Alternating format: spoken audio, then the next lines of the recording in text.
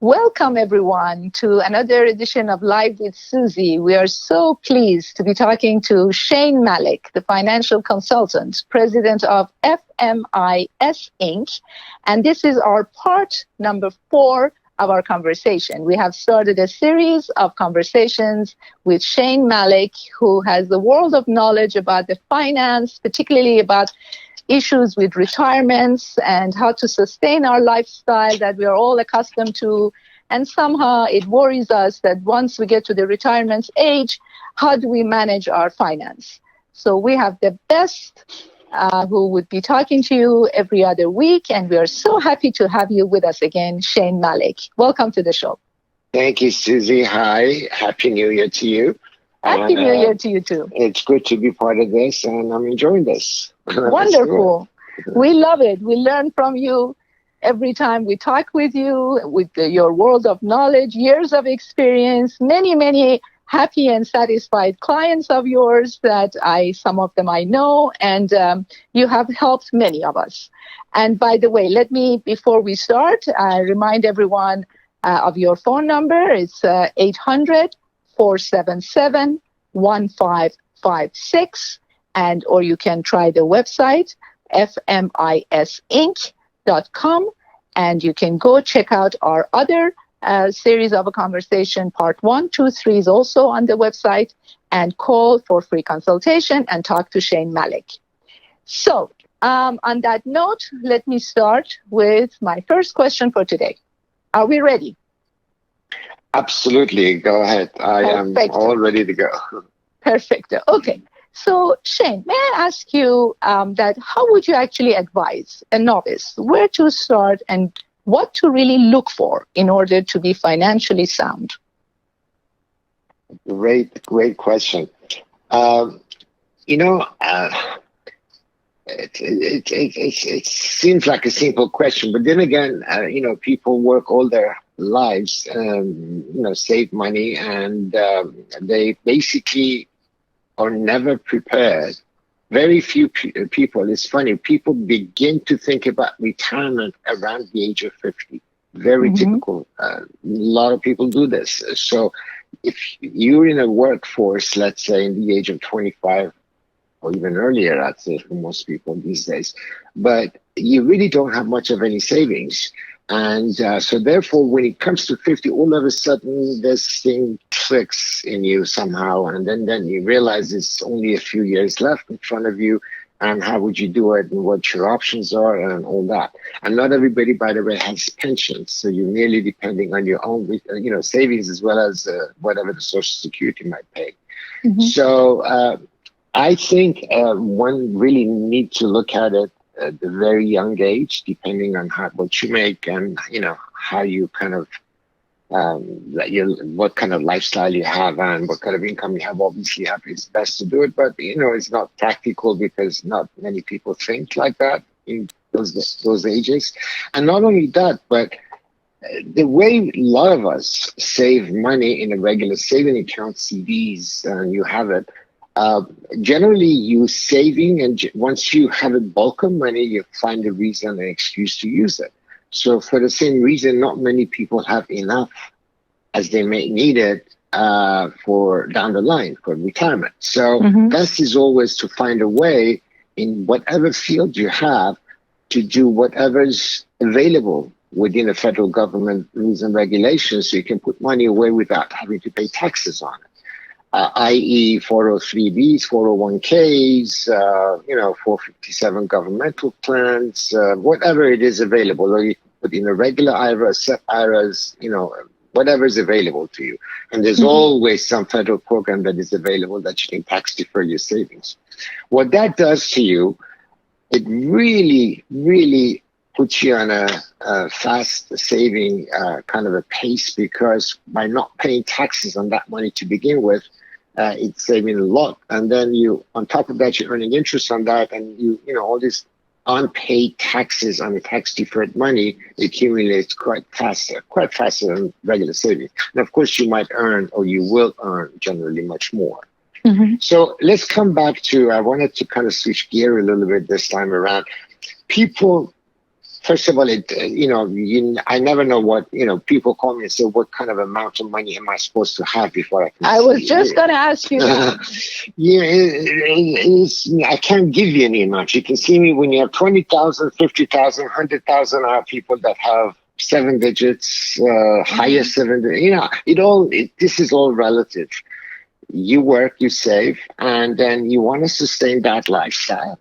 At some point, you got to see people like me. This game changer that is being introduced in the last couple of 2, 3, 4 years, that you can now really bring in lots of sort of regular income for your life, guaranteed, that didn't exist before. So contractually, you'd be with whomever you are, whatever institutions that you invest your money with. You can actually get a guaranteed contract that you would have an X amount of money systematically every month for the rest of your life. Now, if you have $100,000, then based on that, you will receive that for the rest of your life. And it doesn't matter whether your life expectancy, life expectancy, we know what it is, but it doesn't matter whether you live within your life expectancy or 20 years more.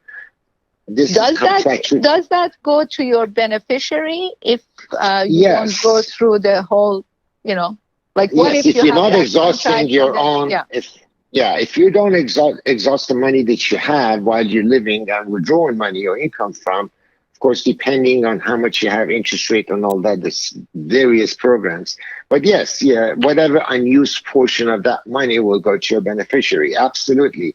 You can either have a named beneficiary, meaning spouse, kids, children, next of kins, or you could have a trust as your beneficiary, which means you've already elected a trustee. And then obviously the money will go to your trust, and then your trustees will take over. And whatever unused money is there, it'll go to the beneficiary no matter what. I see. So, but what the other very important factor here is you have to understand tax implications of all this money here. For instance, if you I don't know if any one of us normally will think that if anything happens to me, what happens, what will be left for my wife? Let's say you own a home, and let's say you have $500,000 of savings. If you're the breadwinner, if you're the main person in that household that makes the money, then obviously if she has to sell anything to sustain that, then we haven't done the right job here. Because if you sell anything, let's say if you sell the house, then you have taxation issues. You have capital gains to deal with in order to survive. Or if you want your money taken out of your, say, 401k or IRA account that you may have again, obviously you could do that, but then there are taxation issues. So you need to take measures. You need to figure all these out prior to decide. So you have to understand how much you have, what the consequences are that your next of kin would have to go through. Then based on that, you do accordingly, and there are programs you'd have to take care of all that before, God forbid, you pass on. So once you look at the problems that they may have, heads on yourself, then there are solutions that you can come up and make life so much easier. Trust me, everyone has these questions, no matter how much money you have, what kind of lifestyle you have. Everyone has these questions. The key to it is to understand where you are, where you're going to go, how much money you need to live once you retire, and what will happen to you if you die. I mean, simple as that. And right now I'm dealing with a situation. A client of mine, when you've been in the business as long as I have been, every year, unfortunately, you have people that die on you. And it's sad, but I have that every year. And I had a very good friend slash client of mine that passed away.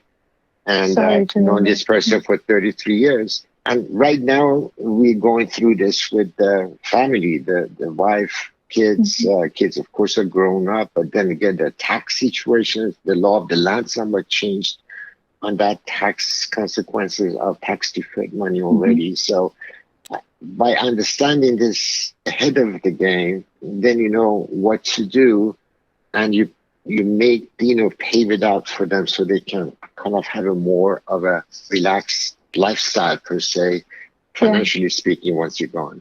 Absolutely. So basically, the last 2 minutes of our conversation here, what I understand from what you just explained beautifully well was that really it's best to be prepared to kind of prevent us from having issues, because it happens to all of us sooner or later. So might as well be prepared in advance and do some planning. So when we are in that situation, at least financially, we don't have to panic and come up with a lot of taxes if we can avoid to do those things with a better planning, et cetera, et cetera.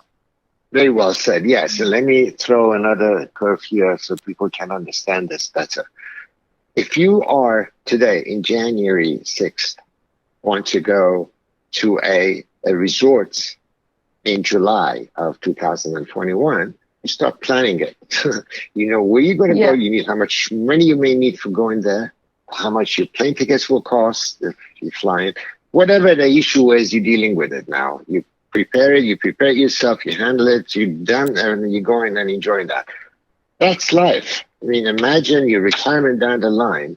We need to do the same thing as we do for our vacations. Can't I agree more with you, Shane Malek? I really appreciate all your knowledge that you're sharing with us, our viewers, our followers. And I must add here, for people who are interested about their retirements, they want to plan it ahead to have a more comfortable life, less headache, please do feel free to call Shane.